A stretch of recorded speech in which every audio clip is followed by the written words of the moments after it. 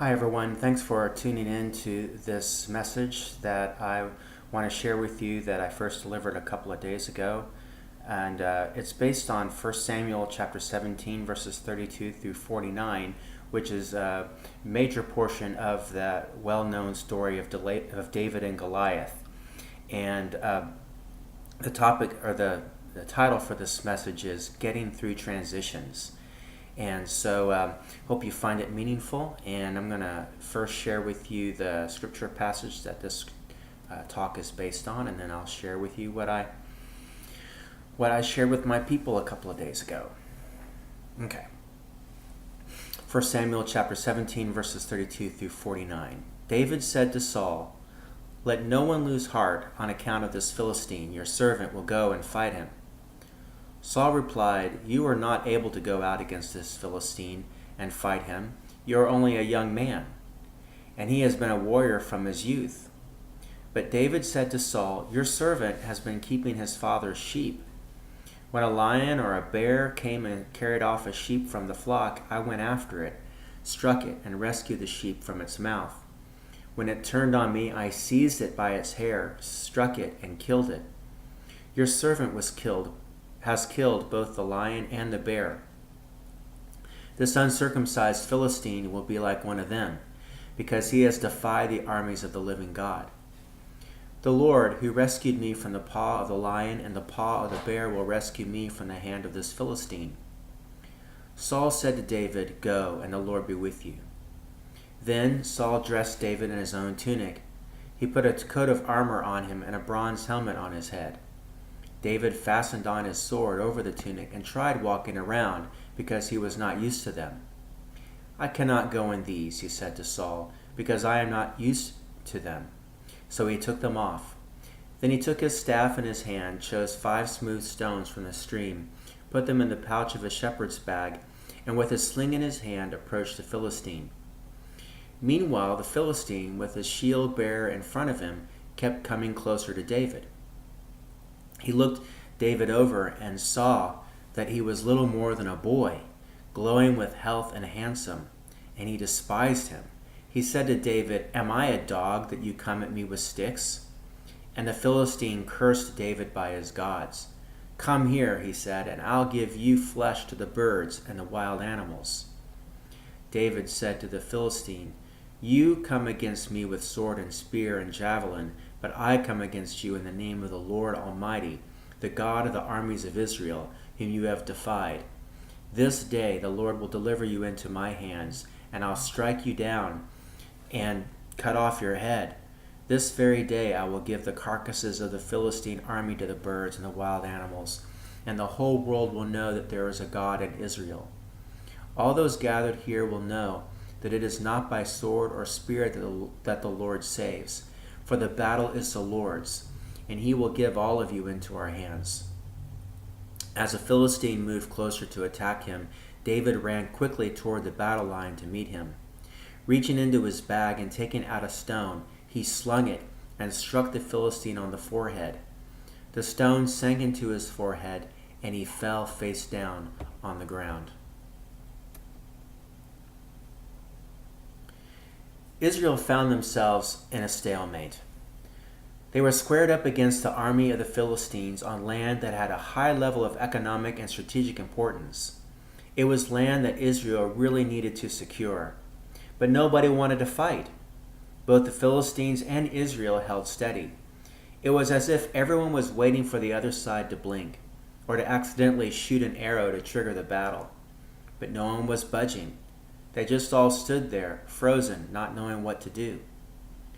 This stalemate on the battlefield revealed the frustration that everyone in Israel must have felt during this time of transition. What I mean is, there was no leadership. Saul was still technically their king. He should have been out there leading the charge, but he was nowhere to be seen. He was abdicating his responsibility. Yet one more sign of his failure as a king. And because he was not assuming his position of leadership, everything was at a standstill. Israel was stuck. In times of transition, including transitions of leadership, there is great potential to get stuck in place. With nobody calling the shots, Nobody knows what to do or whether they should make a move. Being stuck like this with no leadership and no direction is very frustrating. There is something else with transition that this deadlock reveals, and that is fear. It appears that the Israelites were afraid of this well-organized and solid Philistine army, and they were certainly afraid of their champion Goliath. Israel's future did not look good. They feared for their lives. Everyone was afraid to fight Goliath one-on-one, knowing for sure they would be killed. They feared becoming an enslaved people again. They were afraid of losing all that they had gained. Leaderless and with no good options, that's a good recipe for fear. Well, if David has any fear, it does not block him from responding. He is by no means frozen in place. Maybe it was his youthful exuberance. Maybe he was naive about the predicament that Israel found themselves in. Or maybe it was because he already knew that he was a king in waiting, anointed, filled with the Spirit, and confident of his future, as well as the future of Israel. Whatever it was, David was not intimidated by Goliath or the Philistine army. Instead, in this context of frustration and fear, David was full of confidence.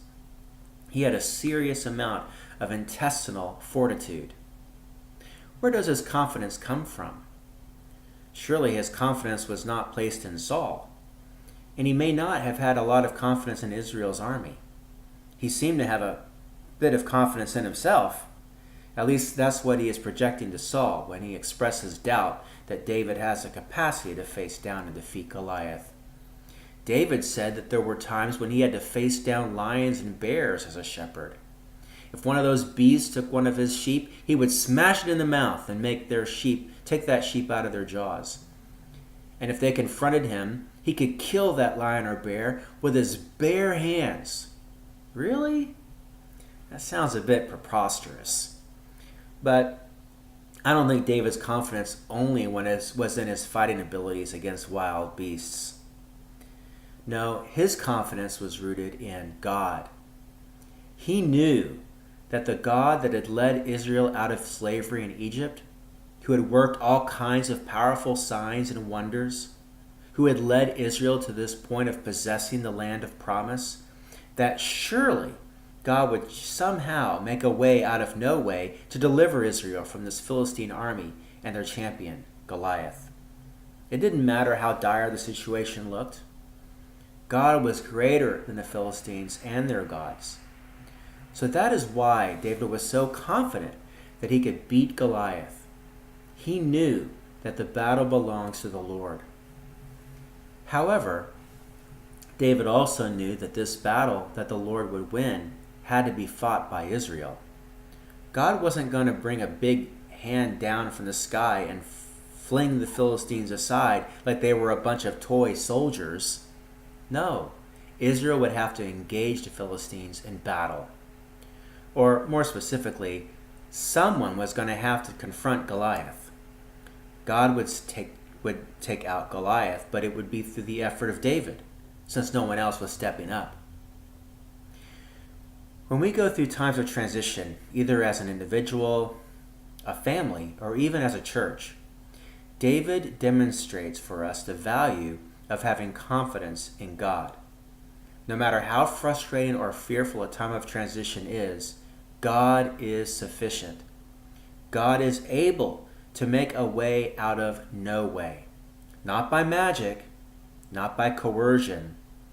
God gets us through times of transition by working through the efforts of those who place their confidence in God. That's so important in the uncertain times of transition. To put your confidence in God and then act. Find a place where help is needed, where you can contribute, and dig in. It is those who have confidence in God who have to step up. So, with confidence in God, David steps up to do what needs done, which is to face down and kill Goliath. David doesn't just run out there on his own, however. He knows the protocol. He needs Saul's permission since he is still the king after all, even though he isn't acting very king-like. Saul tries talk David out of it, but probably not too hard. I doubt if Saul wants to be shown up by some kid. Saul knew this was a fool's errand, no matter what David said about the battle belonging to the Lord or his supposed ability to kill lions and bears with his own hands. It's probably for the best. David the shepherd boy would be the sacrificial lamb. Israel would be enslaved by the Philistines. Hopefully Saul will be able to work out some deal to at least stay alive. They would all muddle through somehow.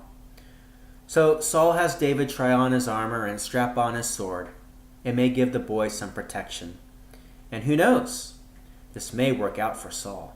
See, if David goes out there wearing Saul's armor, including having the visor down on the helmet so no one can see his face, Israel may think that is Saul out there facing down Goliath. But when Saul gets killed and everyone is in a panic, Saul could run away and hide somewhere to bide his time. Maybe someday he will be able to put together a mercenary army who could then go in there and wipe out the Philistines when they least expect it. Then he would deliver the people from slavery and be a great hero. But that's not going to happen.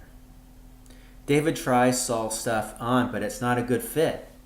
It weighs him down. It doesn't feel right. And David isn't a swordsman, so that won't do him any good.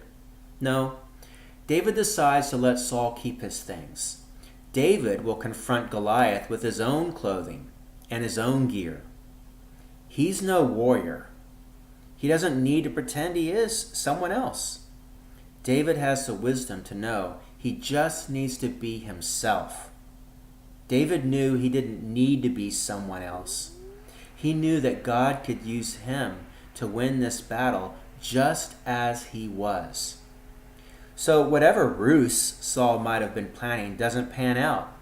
David was confident that God could use him just as he was to win this battle. But, it was a smart move for David to stick with who he is because it gave David an advantage over Goliath. For one thing, not being weighed down with all that armor, David could move quickly. It would be easier for him to dodge Goliath's blows with his greatsword. But the chance of Goliath even getting that close would be avoided because David's weapon of choice was not something that he would need to be close to Goliath to use. No, David's slingshot was basically a missile launcher. He would be able to hit Goliath far away from his swing. David would be able to take down Goliath before Goliath could ever get in range to do any damage to him. Goliath, of course, helped David out by not lowering the visor on his helmet, leaving his big forehead vulnerable for a well-placed river stone. And with one shot, Goliath goes down. I would say God might have had a little hand in nudging that stone along. But now look. After this great victory of David taking down the mighty Goliath, the people don't grab a throne and a crown and put David on it. No, he still is a king in waiting. Saul, their leader, who was hanging out in his tent while all this was going on, remains their king. The time of transition continues in spite of this great triumph of David's. Transitions can take a lot longer than we wish. People in positions of power and authority don't drift away quickly or easily. And now that David has accomplished this great feat of valor, he now has Saul's attention in a big way. Let's just say Saul isn't as enthusiastic as everyone else. David has proved himself to be a threat. And for quite some time after this victory on the battlefield, Saul will seek out ways to get rid of David.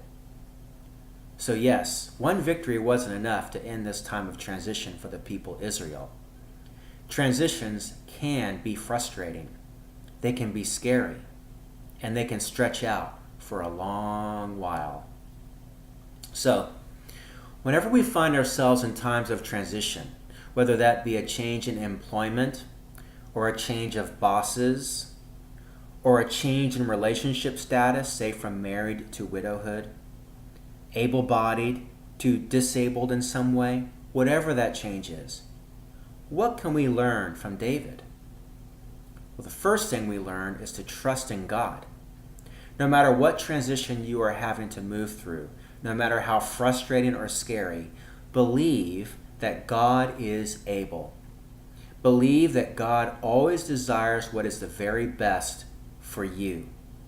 Believe that God is on your side, fighting alongside you, always at work, trying to make a way forward that will be a great blessing for you. It's important to put your trust in other people who care about you. It's important to trust your own instincts and abilities. But most important of all, trust in God, who is our deliverer, our rock, our anchor in the storms of transition. Second, do not be afraid. Or if that's not realistic, try not to let your fears freeze you into inaction or to panic. Courage is the capacity to act in spite of fear. Fear has its benefits.